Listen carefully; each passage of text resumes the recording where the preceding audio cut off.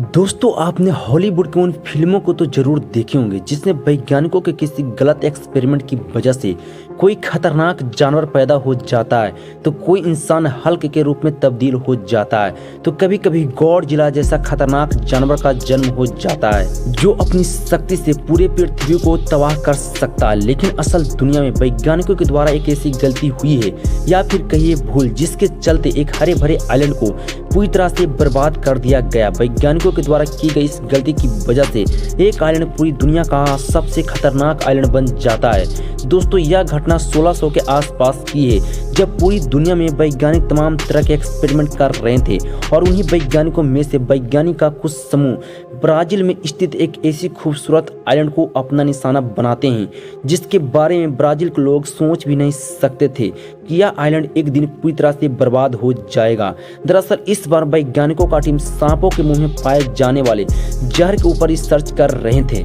वैज्ञानिकों का मानना था कि सांप के मुंह में पाए जाने वाले जहर से विभिन्न तरह की दवाइयां बनाई जा सकती है। यही वजह थी कि ब्राजील के समुद्रों में पाए जाने वाले एक आइलैंड पर वैज्ञानिकों का टीम ने डेरा डाला जहां पूरी दुनिया से विभिन्न प्रजाति के जहरीले सांप को पकड़कर वहां एक्सपेरिमेंट के लिए लाए जाने लगा। आपको यह बात जानकर हैरानी होगी कि उन वैज्ञानिकों ने पूरी दुनिया में जितने भी सबसे खतरनाक और जहरीले सांप थे उसे इस आइलैंड पर लाए जाने लगा। यह आइलैंड अपनी सदी के सबसे खूबसूरत आइलैंड था। चारों तरफ समुद्र से घिरी यह आइलैंड सभी को अपनी ओर आकर्षित करता था, लेकिन दुर्भाग्य इस बात की थी कि वहां पर एक भी इंसान नहीं था। यही वजह थी कि वैज्ञानिकों ने इस खतरनाक एक्सपेरिमेंट को अंजाम देने के लिए इस आइलैंड को चुना ताकि खतरनाक सांपों से किसी इंसान को किसी प्रकार का खतरा न हो। वैज्ञानिकों ने लगभग 10 साल तक इस आइलैंड पर तमाम तरह के एक्सपेरिमेंट को अंजाम दिए और इस दौरान उस वैज्ञानिकों ने सैकड़ों प्रजाति के जहरीले सांप को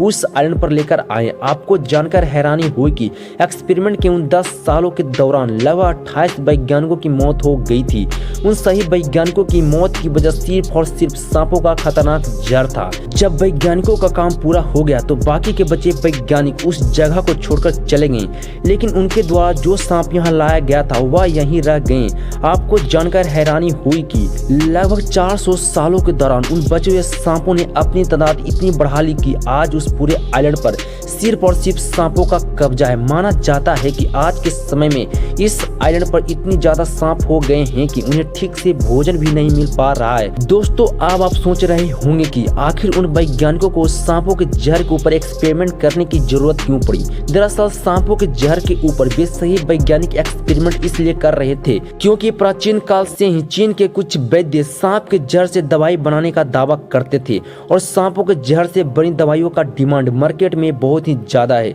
दोस्तों आपने अपने जीवन में कभी न कभी कीमोथेरेपी का नाम तो जरूर ही सुने होंगे जो खास तौर पर कैंसर जैसे खतरनाक रोग को दूर करने के लिए उपयोग में लिया जाता है। लेकिन क्या आप जानते हैं कि कीमोथेरेपी के दौरान जिस दवाई का उपयोग किया जाता है उस दवाई में सांप का जहर मिला होता है, यानी कि कीमोथेरेपी के दौरान इस्तेमाल की जाने वाली दवाई में सांप की जहर की मात्रा होती है। अब आप सोच सकते हैं कि सांप का जहर हमारे लिए कितना काम का होता है। यही वजह है कि आज के समय में चीन पूरी दुनिया से सांपों का इंपोर्ट करने वाला दुनिया का इकलौता देश है। चीन में बहुत ऐसी सारी कंपनियां हैं जो सांपों के जहर से दवा बनाती है और पूरी दुनिया में एक्सपोर्ट करती है और उस वक्त पूरी दुनिया के वैज्ञानिक इसलिए सांपों के जहर के ऊपर एक्सपेरिमेंट कर रहे थे कि आखिर सांप के जहर में ऐसी कौन सी चीज पाई जाती है जिससे कैंसर जैसे खतरनाक रोग में भी इसका इस्तेमाल किया जाता है। और इसी वजह से ब्राजील के इस आइलैंड को मौत का अड्डा बना दिया गया। दोस्तों जिस प्रकार जंगल का राजा शेर है और आसमान का राजा एक बाज पक्षी है और एक देश का राजा एक प्रधानमंत्री होता है, ठीक उसी प्रकार ब्राजील से 150 किलोमीटर की दूरी पर स्थित एक आइलैंड पर सांपों का राज चलता है।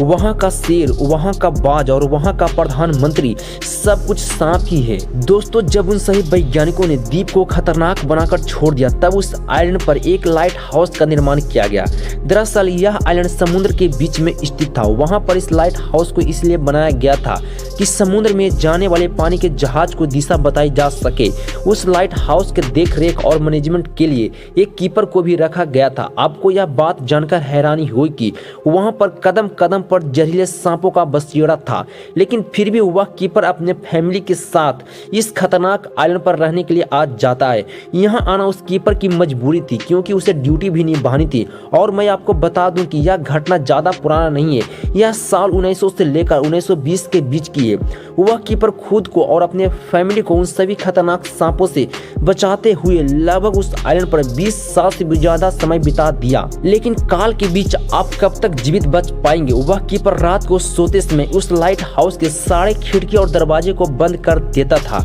जिससे खतरनाक सांप उस लाइट हाउस के अंदर नहीं जा पाते थे। लेकिन एक दिन कीपर की एक गलती के चलते उसके सारे परिवार खत्म हो गए, क्योंकि रात के समय वह कीपर उस लाइट हाउस की खिड़की और दरवाजे को बंद करना भूल गया और सारे खतरनाक सांप उस लाइट हाउस की खिड़की के रास्ते लाइट हाउस के अंदर चले आते हैं और कीपर के सारे परिवार को अपने जहर से मार देते हैं। दरअसल वह आइलैंड समुद्र के बीचों बीच में स्थित था और इमरजेंसी के वक्त वहां से आने में कई घंटे का वक्त लग जाता था, क्योंकि यह आइलैंड ब्राजील से 150 किलोमीटर की दूरी पर स्थित था और 150 किलोमीटर की दूरी तय करने में इमरजेंसी के समय अच्छे खासे समय लग जाते हैं। यही वजह थी कि सुबह होने से पहले ही उस कीपर का सारा परिवार खत्म हो जाता है। आपको जानकर हैरानी हुई कि वह कीपर और उसका परिवार आखिरी व्यक्ति था जो कि उस आइलैंड पर रहने के लिए गया था। कीपर की मौत की वजह से इस आइलैंड पर जाने के लिए आपको ब्राजील की सरकार से अनुमति लेनी पड़ेगी, तभी आप इस आइलैंड पर जा सकते हैं। हाल ही में एक नई घटना इस आइलैंड से जुड़ी हुई दुनिया के सामने निकल कर आई है। दरअसल समुद्र में मछली पकड़ने वाला एक मछुआरा उस आइलैंड के बेहद ही नजदीक से गुजर रहा था और उसने देखा कि उस आइलैंड पर एक केला का पेड़ था और मछुआरा उस केले को तोड़ने के लिए उस आइलैंड पर चला जाता है और जैसे ही वह केला तोड़ने के लिए अपने हाथ को आगे बढ़ाता है, उसी वक्त एक जहरीला सांप उसके हाथ पर काट लेता है और उस मछुआरे की वहीं मौत हो जाती है। दोस्तों, जब आप ब्राजील में जाएंगे तो वहां पर आपको इस खतरनाक आइलैंड से जुड़ी कई कहानियां सुनने को मिल जाएगी। जैसे आपको बचपन में आपकी नानी दादी कहानियां सुनाती थी, ठीक उसी प्रकार इस आइलैंड के बारे में भी वहां के बुजुर्ग लोग एक कहानियां सुनाते हैं कि लुटेरे का एक समूह अपने खजाने को छुपाने के लिए इस आइलैंड को यूज करते थे और उनका खजाना कोई दूसरा न ले जाए, इसके लिए वह सभी लुटेरे सभी जगह से बेहद ही खतरनाक सांप को पकड़कर लाते थे और इस आइलैंड पर छोड़ देते थे ताकि उनका खजाना कोई दूसरा चुरा न सके। दोस्तों, अब इन बातों में कितनी सच्चाई है या तो सिर्फ ब्राजील के बुजुर्ग लोग ही बता सकते हैं, लेकिन हाल ही में हुई एक वैज्ञानिक रिपोर्ट के मुताबिक ब्राजील के समुद्र में मौजूद इस छोटे से आइलैंड पर सांपों की संख्या इतनी ज्यादा बढ़ गई है कि उन सांपों को खाने के लिए खाना भी नहीं मिल पा रहा है, क्योंकि सांपों की इतनी सारी जनसंख्या इस आइलैंड पर अन्य जीव को अपनी भोजन का शिकार बना ली है और एक वक्त ऐसा आया कि अन्य जीव इस आइलैंड से पूरी तरह से खत्म हो चुके हैं और इसी वजह से बड़े सांप छोटे सांप को अपना शिकार बना रहे हैं, जिससे कि सांपों की एक विशेष प्रजाति खत्म होने की कगार पर पहुंच गई है। और जो सांप ऐसा नहीं कर पा रहे हैं वह पेड़ पर बैठकर पक्षियों का इंतजार कर रहे हैं और पक्षियों को भी इस आइलैंड के प्रति इतना खौफ है कि पक्षी भी इस आइलैंड पर नहीं आते हैं। दोस्तों, वैज्ञानिकों का मानना है कि अगर इस भूखमरी को रोका नहीं